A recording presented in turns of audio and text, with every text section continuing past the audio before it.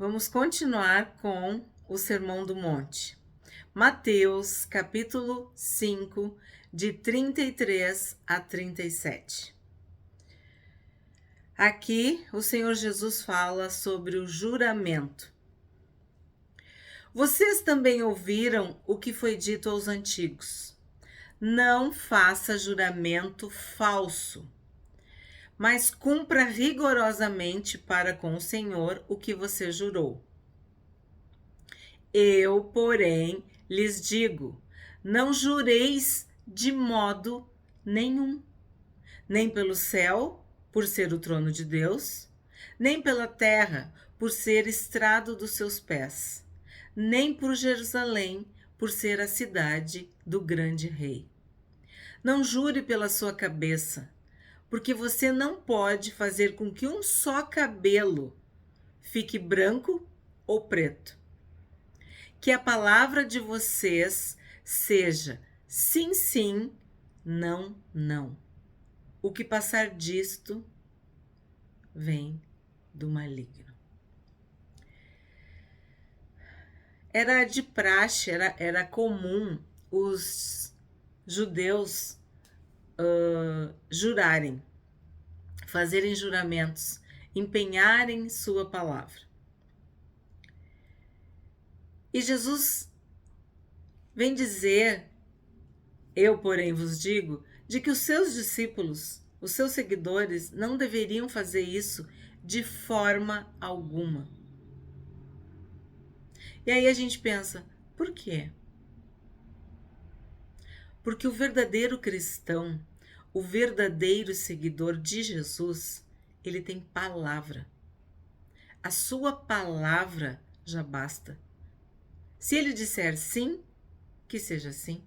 Se ele disser não, que seja não. Ele não precisa jurar.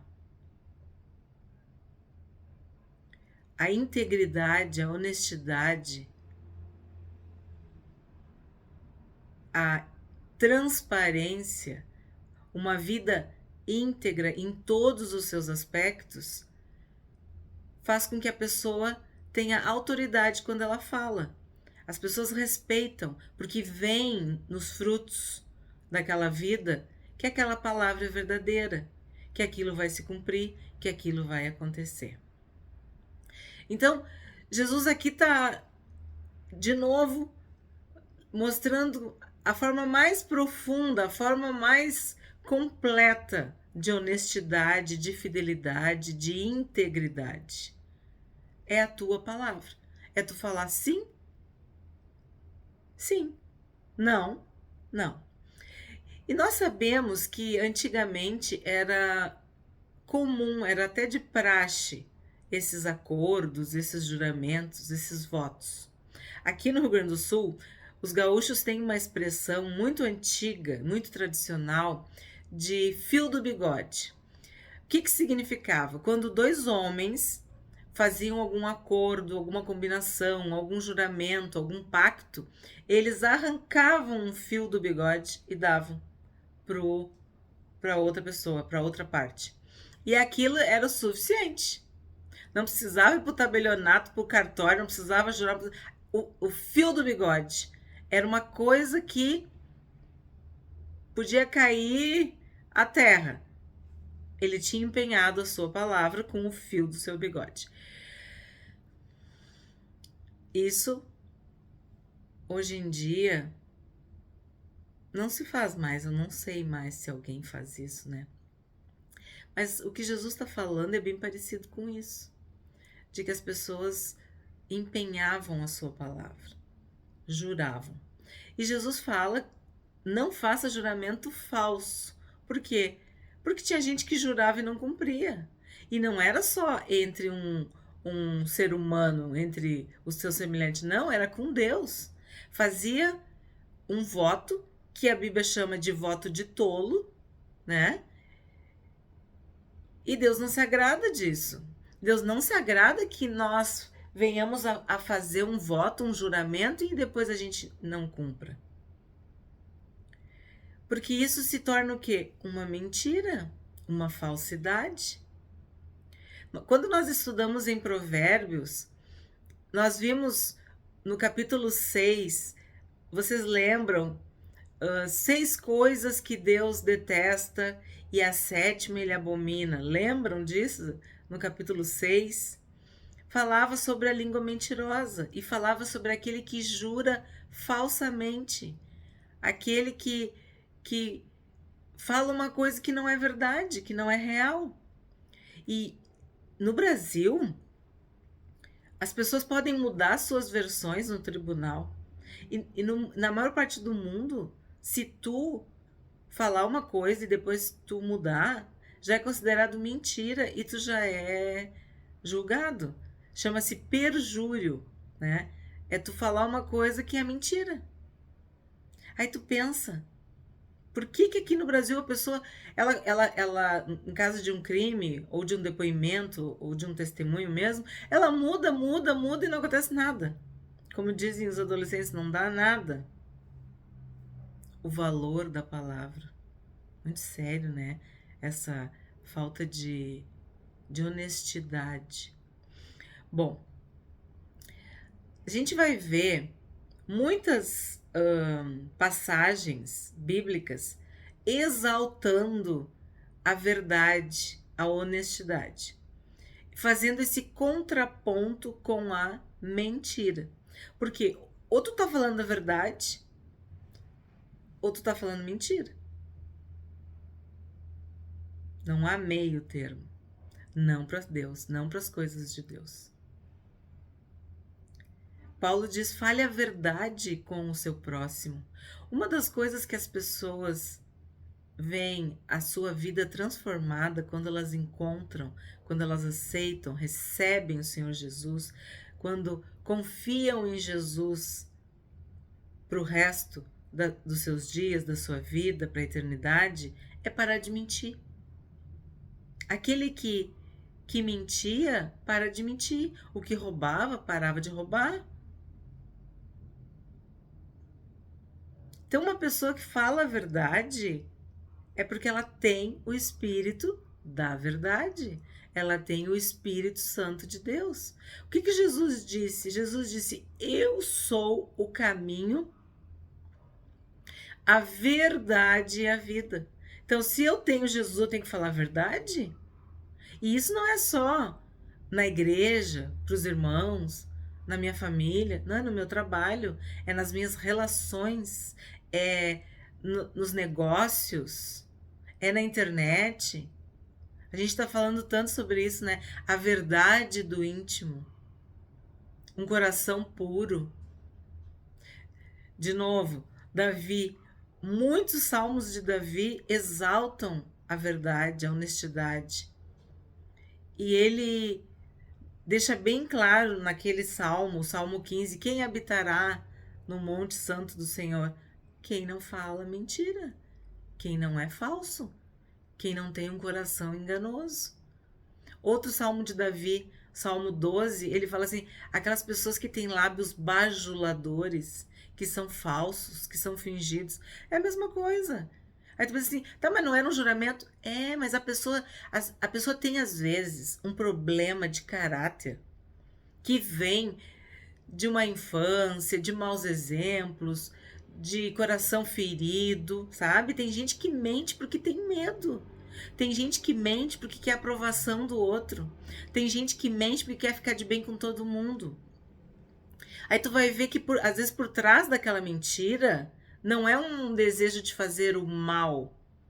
Eu não estou, em hipótese alguma, justificando a mentira. Eu estou dizendo que o fato da pessoa mentir tem muitas causas. E, incrivelmente, uma das causas é uma pessoa que tem feridas na alma, que tem um coração ferido, que é uma pessoa medrosa, covarde, intimidada, que foi muito pressionada e que, se falasse a verdade, poderia ser castigada, penalizada, ia sofrer consequências. Então ela preferiu fazer o quê? Aprendeu desde cedo a mentir, a enganar, a bajular, a ser falso, a ser fingido, a fazer de conta que é, criando histórias mirabolantes para se livrar. Isso é um tipo de mentira. E claro, sim, temos a mentira propriamente dita, com M maiúsculo, aquela pessoa que mente porque quer fazer o mal. Por quê? Porque o pai da mentira é o diabo. Jesus disse: Eu sou o caminho, a verdade e a vida. Se Jesus é a verdade, quem é a mentira? É Satanás? É o inimigo? Então, quando tu tá mentindo, tu tá seguindo o pai da mentira. E os mentirosos não entrarão no reino de Deus. E o juramento falso, que, né? Jesus está condenando os dois. Olha bem. O juramento falso é o que os mandamentos era um dos mandamentos, né? Não jureis em falso, não minta, não mentir. Seria isso. Mas Jesus está dizendo assim, ó, não faz nenhum tipo de juramento. Por nada, nem por ninguém. A tua palavra tem que ser valiosa e suficiente. Se tu disser que é sim, que seja sim. Se tu disser que é não, é não. Isso também é muito importante para os pais, para os professores. Se tu quer ter respeito, tu quer ter autoridade, mantenha a tua palavra. Os políticos, né? Por que no Brasil é tão desmoralizada a classe política? Porque mentem. Fazem campanhas de mentiras e aí depois não cumprem o que falaram. São desmoralizados por suas mentiras. O próprio Senhor Jesus contou uma parábola de um pai que tinha 2 filhos. E daí ele, vou contar do meu jeito. Depois, por favor, por gentileza, vocês leiam a descrição do vídeo, onde eu coloco a referência bíblica, a citação bíblica, o texto. Aí tu vai lá e lê, e o Espírito Santo vai iluminar a tua leitura, o teu estudo, e tu vai entender. O que eu faço aqui é um resumo, é uma conversa. Então, nesta parábola, o pai diz ele tinha 2 filhos. Então ele fala assim: vai me ajudar na vinha? Vamos trabalhar na vinha? Aí o filho diz: vou, pai, tudo bem. Ok, vou. E não foi. Aí ele fala pro outro filho: filho, vem me ajudar na vinha, vem trabalhar com o pai. Aí o filho: eu não vou, não sei o quê. Aí daqui a pouco ele se arrepende e vai trabalhar na vinha. E aí Jesus pergunta assim: quem fez a vontade do pai? A gente sabe a resposta, né? O que se arrependeu e foi trabalhar na vinha. Então aí tu pensa assim: eu tenho que falar sim, sim, não, não. Mas se eu falei uma coisa errada, eu tenho que ir errado até o final? Não. São coisas diferentes. Aí tu tem que te arrepender do mal. Aí não é questão de palavra, é questão de erro, é questão de engano, é questão de precipitação, até de ansiedade. Falou sem pensar, foi impulsivo, foi precipitado, não foi sábio, não foi prudente. Nós estudamos isso também. Quem fala muito rápido, quem responde muito rápido é tolo.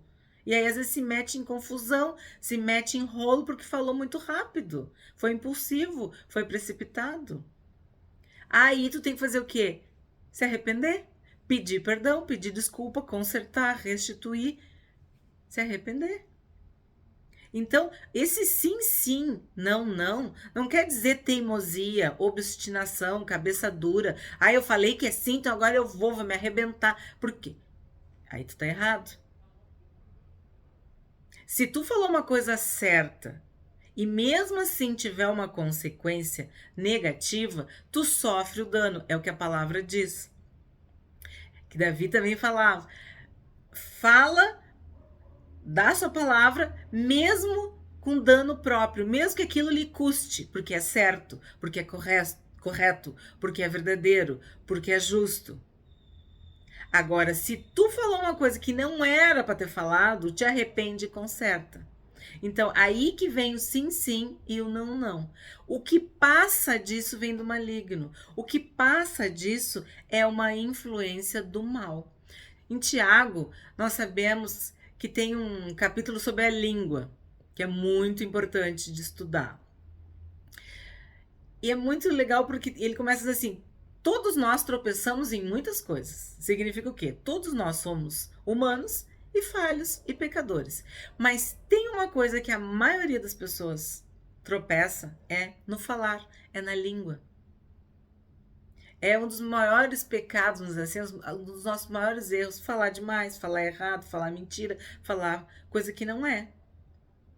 Então, controlar a língua mostra santidade, mostra sabedoria, mostra que estamos no caminho da verdade.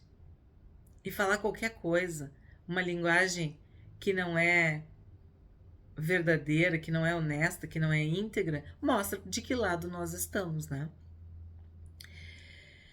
Então, assim, ó, a língua mentirosa ou testemunha falsa, ela é reprovada em todos os sentidos, inclusive no direito, né, judicialmente. E nós, diante de Deus, sabemos que a maior forma de louvor, de adoração, não é tu cantar, tu louvar, tu adorar com os teus lábios, mas sim com o teu coração. O que Deus se agrada é quando o coração e a língua estão unidos em santidade, em verdade, em justiça, em honestidade. Muito obrigada. Até amanhã. Mais um mandamento no Sermão do Monte.